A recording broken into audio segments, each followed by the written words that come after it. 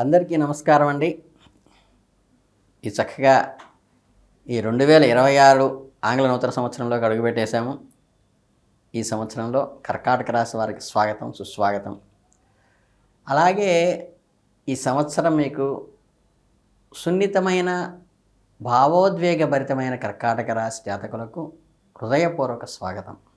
ఈ సంవత్సరం మీ జీవితంలో ఒక నూతన శకానికి నాంది పలకపోతోంది.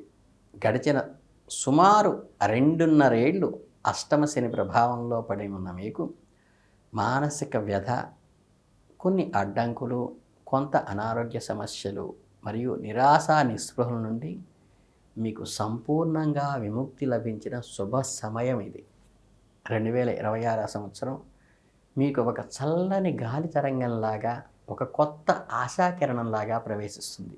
ఈ ఏడాది మీ రాశికి అత్యంత శుభస్థానమైన 9వ ఇంటిలో భాగ్యస్థానంలో మీనరాశిలోకి శని భగవానుడు సంచరించడం వల్ల అనేది మీ జీవితంలో ఒక అద్భుతమైన మార్పుకి సంకేతం.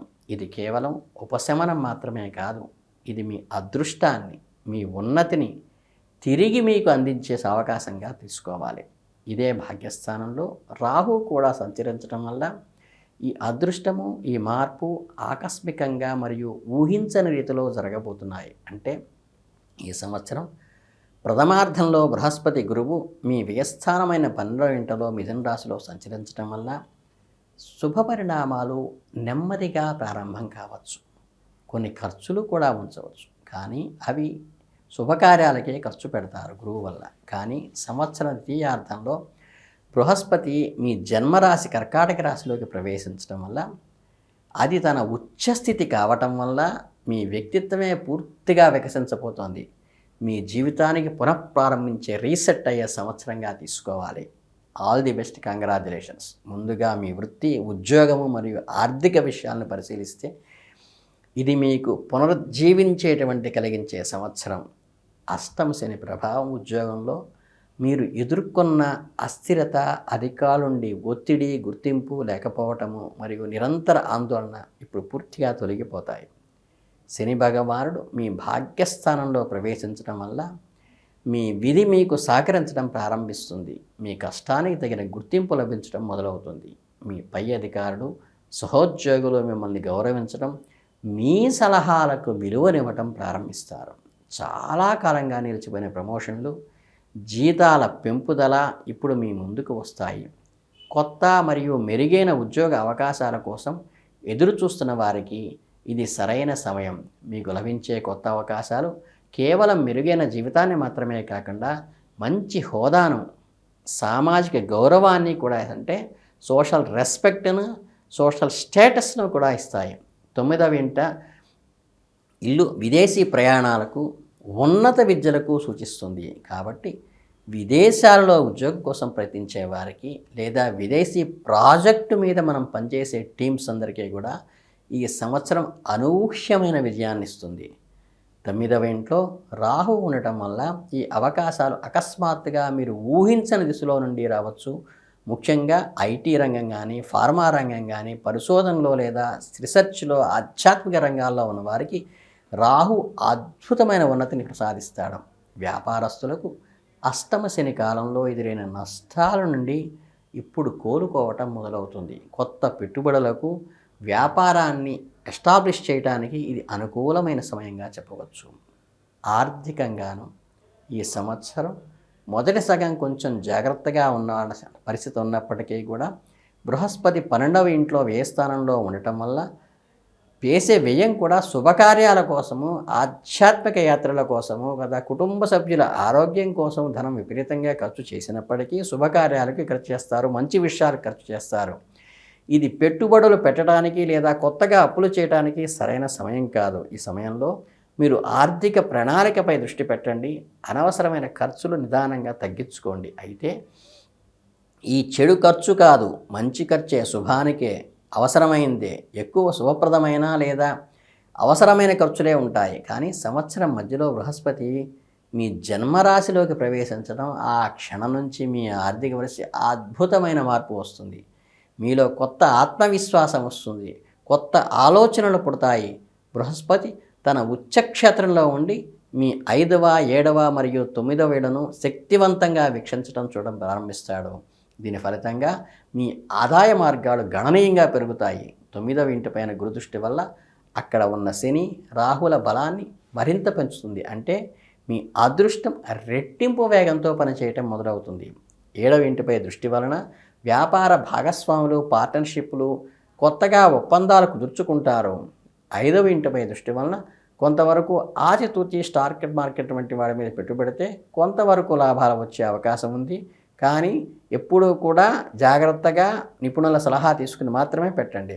మొత్తం మీద మొదటి 6 నెలలు ఓపిక పడితే తర్వాత కాలమంతా కూడా ఆధ్యాత్మికంగా, ఆర్థికంగా అద్భుతంగా ఉంటుంది. ఇంకా మీ ఆరోగ్యం విషయానికి వస్తే అష్టమ శని విముక్తి మీకు లభించే అతిపెద్ద వరం. గడిచిన కాలంలో మిమ్మల్ని వేధించిన దీర్ఘకాలిక అనారోగ్యాలు, అంతుపట్టని ఆరోగ్య సమస్యలు, నిరంతరమైన మానసిక ఒత్తిడి, నిద్రలేమి వంటి వాటి నుండి మీకు గొప్ప ఉపశమనమే పొందుతారు. మీలో కొత్త ఉత్సాహము, జీవన శక్తి పెరుగుతాయి.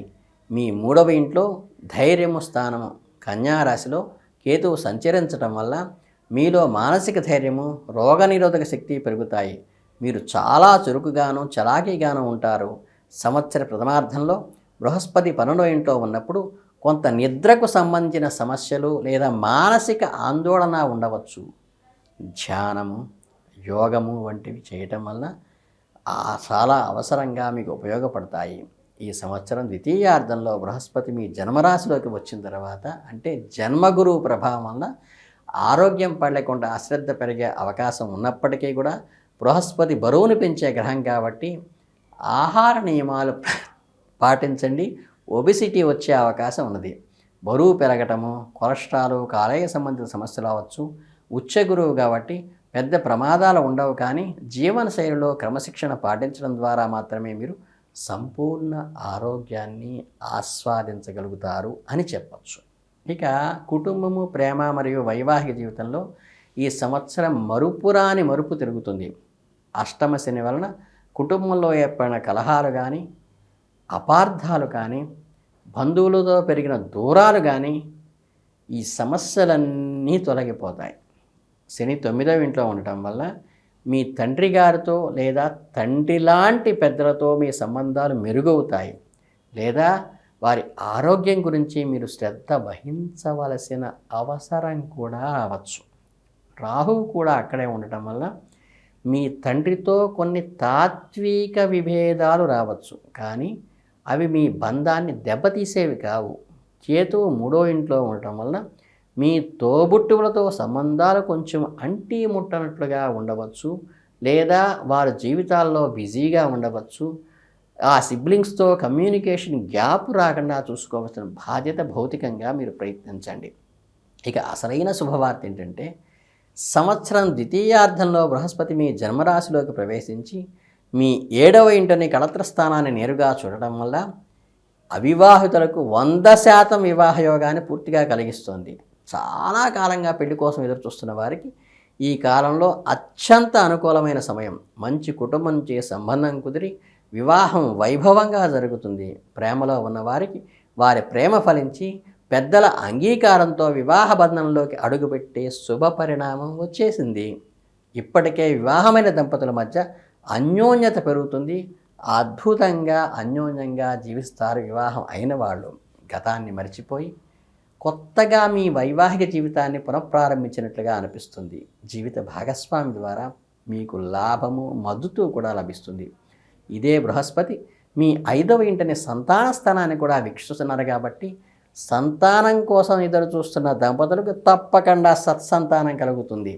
మీ పిల్లల వలన మీ గర్వపడే సంఘటనలు, వారి ప్రవృత్తి మీకు ఆనందాన్ని ఇస్తాయి. పుత్రోత్సాహాన్ని మీలో రెట్టింపు చేస్తాయి. ఆల్రెడీ పుత్రులు ఉన్నవాళ్ళకైతే. విద్యార్థులకు అయితే ఈ 2026వ సంవత్సరం సువర్ణ అధ్యాయమే చెప్పచ్చు. అష్టమ శని ప్రభావం నుండి బయటపడడం వల్ల మీ ఏకాగ్రత, జ్ఞాపక శక్తి తిరిగి పుంజుకుంటాయి. ముఖ్యంగా ఉన్నత విద్య, పోస్ట్ గ్రాడ్యుయేషన్లు కానీ, పిహెచ్డీలు కానీ, రీసెర్చ్లు కానీ, విదేశీ విద్య కోసం ప్రయాణిస్తున్న వాళ్ళ విద్యార్థులకు 9వ ఇంట్లో శని రాహువులు ఒక వరం వంటి వారు. మీరు కోరుకున్న విశ్వవిద్యాలయ యూనివర్సిటీలో మీకు నచ్చిన సబ్జెక్ట్స్లో మీకు సీట్ లభిస్తుంది.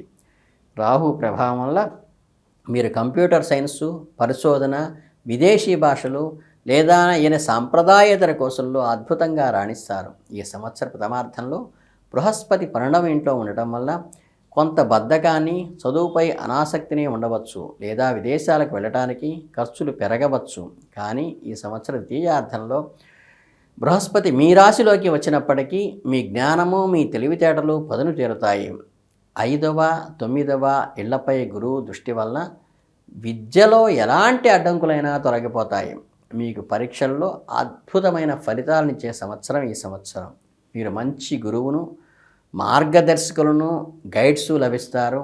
3వ ఇంట్లో కేతువు ఉండటం వల్ల టెక్నికల్గా, రైటింగ్ పరంగా, కమ్యూనికేషన్ పరంగా విద్యార్థులు కూడా విజయం సాధిస్తారు. అలానే ఇకపోతే ఈ రాశి వాళ్ళకి ఈ 2026వ సంవత్సరంలో కర్కాటక రాశి వారికి మనకి ప్రధానంగా విముక్తి, మంచి అదృష్టము మరియు నూతన ప్రారంభము అందించే సంవత్సరంగా గతాన్ని వదిలిపెట్టేసి భవిష్యత్తుపై కొత్త ఆశలతో అడుగు వేయండి. మొదటి 6 నెలలు ప్రణాళికాబద్ధంతో ఓర్పుగా ఉండండి. ద్వితీయార్థం మొత్తం మీదే. మీ అదృష్టం మీ చేతుల్లోనే ఉంటుంది.